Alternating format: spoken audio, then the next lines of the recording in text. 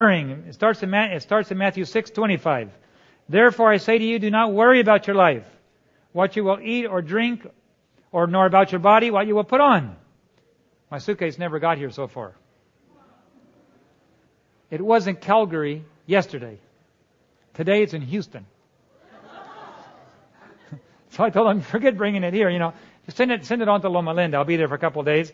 And if you don't make it by then, send it to Romania. I don't have any confidence what will happen. I'm hoping it'll get to me in California. But it says here, don't worry about your clothes. Well, I was glad that I came with at least my suit. It couldn't fit in my little tiny bag, so I just brought it with my camera bag.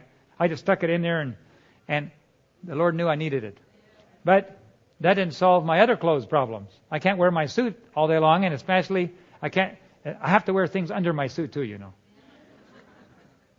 And so God solved that problem. I said, Lord, and I got somebody to give me a ride to go downtown and buy a few things, and I figured a few pieces of this and a few pieces of that and a little of this, and that would work.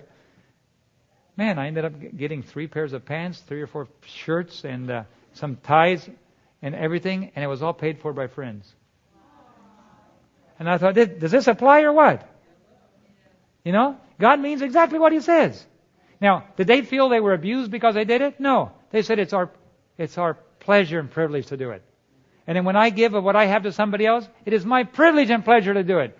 Everything about God is about giving. You know that's one of the principles of the universe. Have you ever heard of the universal law of gravity? What does universal mean? Where does it apply? Everywhere in the world? Anywhere else? Does it apply on the moon? It applies in the entire universe as far as we know. On Mars, the moon, everywhere, the universal law of gravity, the laws of gravity, the mass in relation to the distance between the two bodies, those laws apply everywhere. And there's a universal law of God called the law of giving. Now, we're going to learn a little bit more about infinite resources. Just stand by a few minutes. But one of the things you need to learn is that the entire universe functions on a principle of giving. The oceans give water to the sky. The atmosphere takes the water, takes it inland, and gives it to the earth. The earth returns it to the rivers. The rivers return it to the oceans. It's a law of giving. Everybody gives and everybody receives. In fact, I was flying over the Amazon a few weeks ago with our airplane. Mighty Amazon River. Does anybody know how wide it is at its mouth? It's about 300 miles across. That's a wide mouth of a river. The continent opens up there. You can fly for hours and hours with a little airplane, and you're still crossing the river. And I'm used to rivers, where they only flow one way. But as you get close to the ocean, any rivers that go close to the ocean, when the tide rises, the water flows inland for hundreds of miles. So you paddle downstream to visit your neighbors, and when the water goes down, you paddle downstream to go back home. Really nice, because you got current going both ways. Everything in the universe is about giving. And if you learn to give, you become part of God's way of solving the world's problems. You fit in naturally. You like to do organic things and vegan things? Well, then if you want to be a realist, you got to be a giving thing. You want to go back to nature? You got to be willing to give up everything. Because the way to get back to nature is to be like nature, is do like nature does. Give, give, give, give, give, give, give, give. And so, we're reading here. And it says, do not worry about anything. Do not worry about your life, what you will eat or drink, nor about your body, what you will put on your clothes. Is not life worth more than food and body more than clothing? Look at the birds of the air. They don't sow nor reap, nor gather into barns, but your heavenly Father takes care of them. Aren't you of more value than the birds? And which of you by worrying can add a little bit of stature? I'm worried. At home, my brother hasn't discovered this yet, but my parents have always marked our height, on their door. David, so much at this date, and then Doug, my brother, so much, and then Debbie and Donnie, and here we are at different dates, and we can see the little lines on the wall. They keep it for all these years.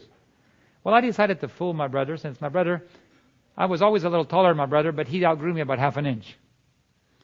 And so I went and I put another piece of tape there and I drew it 2 inches higher than him. And I put the date and I put David on it. He hasn't found out yet. One of these days he's going to go to my parents' house. What? I just did this as a surprise. It's been about a year. He hasn't figured it out yet. One of these days he's going to look at that and he's just going to be looking at it. All of a sudden his mouth is going to drop open. I didn't know David was 2 inches taller than I was. Worrying won't make you grow any bigger. In fact, it may make you grow smaller. Huh? It could. Have you ever seen any worried old men? My son said that's how I'm going to be when I get old, because I'm always hunched over the steering wheel, over the controls of an airplane or a computer. And I got a feeling that maybe they're right if I don't get out there and start doing something. But worry won't help you. I said, why do you worry about clothing? Look at the lilies of the field. They don't toil, they don't spin, they don't punch a time clock, they don't go work in a factory. And yet, even Solomon in all his glory is not dressed like one of them. And then now if God can clothe the grass of the field that today is and tomorrow is cast into the oven, how much more will He take care of you and put clothes on you, oh you have little faith?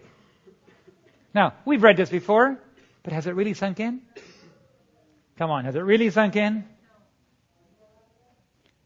Therefore, do not worry, saying, what will we eat or drink? What shall we wear? For all these things, the heathen, the Gentiles worry about. When was the last time you were a Gentile, a heathen? Have you been a heathen today? Did you worry about anything today?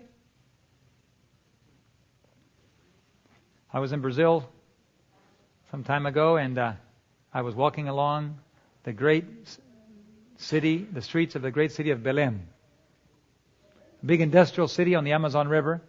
And I was walking along, and I heard a scream, and I heard this lady say, "Oh, there's a lady's head on the sidewalk." A lady's head on the sidewalk? People were looking at this head on the sidewalk, so I went over there. I've never seen a lady's head on the sidewalk. Have you? Do you want to see one? But I was kind of morbid curiosity, I want to see it, so I decided to go over and look, and I saw this head sitting on the sidewalk. But it was sitting on a pillow. Strange, huh? Why would you have a head sitting on a pillow? And the strange thing is, the head had a pen in its mouth. And it was drawing a picture on a piece of paper.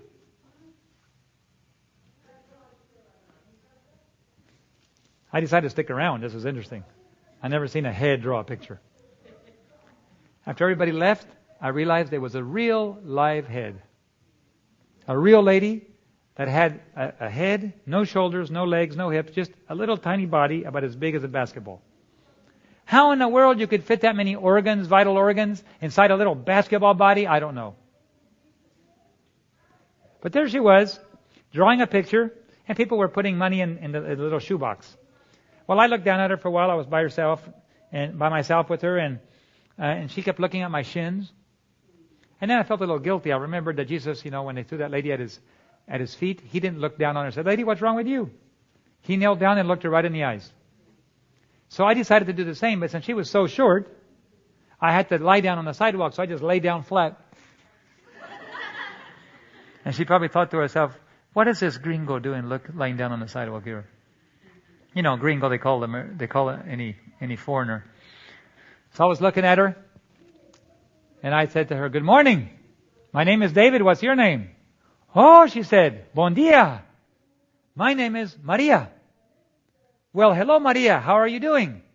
And I expected her to say, "Well, Mr. David, you see I don't have any arms or legs. I need